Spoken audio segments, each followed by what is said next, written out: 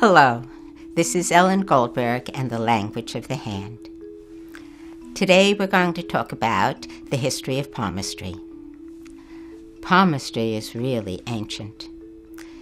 We can see that people have been reading and looking at the hand and wondering about the markings really since the dawn of time.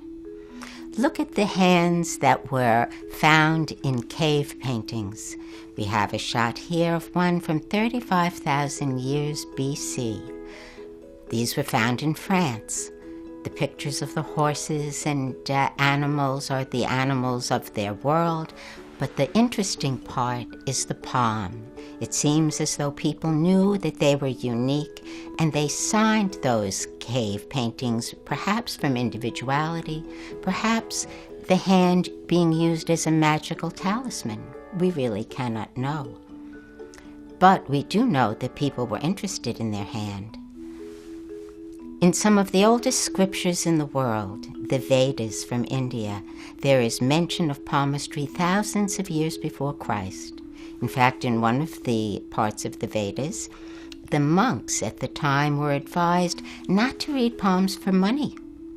And this is very interesting for us because it shows that even in 2,000 years before Christ, palmistry was a profession. Although it is quite likely that palmistry started in India, it's just as old in China.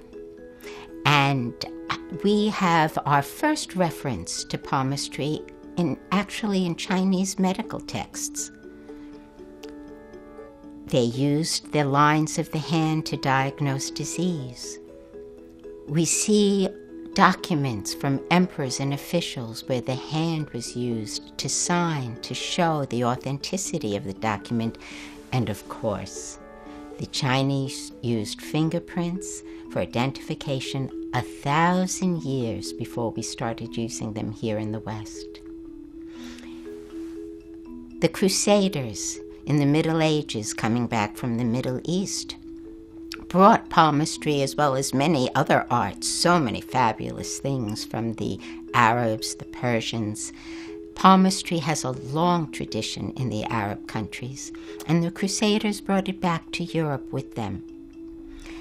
Also, the Gypsies, who originally came from India, brought it with them when they migrated to Europe in the 12th and 13th century, and under the guise of fortune-telling, kept it alive, really. We have a big debt to them because the church, for many years in the Middle Ages, and I think it's not too comfortable with it even now, forbade divination.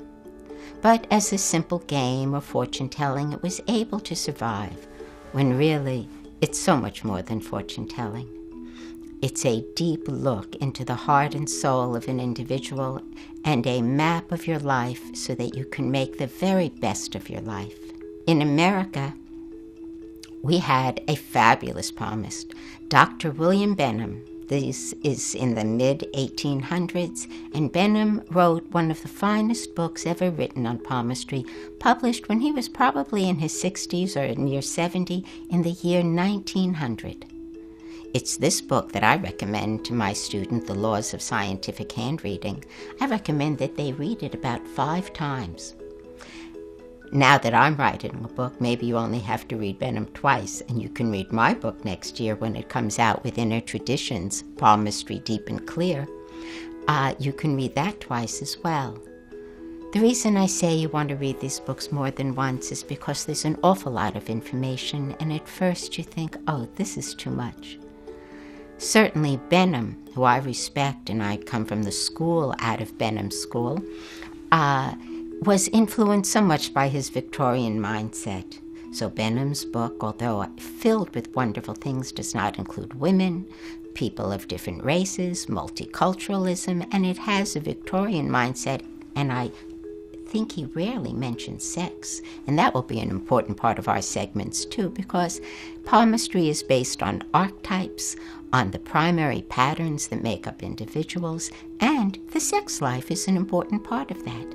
We'll be going into so many parts of the hand in this series. So join me again soon. Pleasure to see you. Bye for now.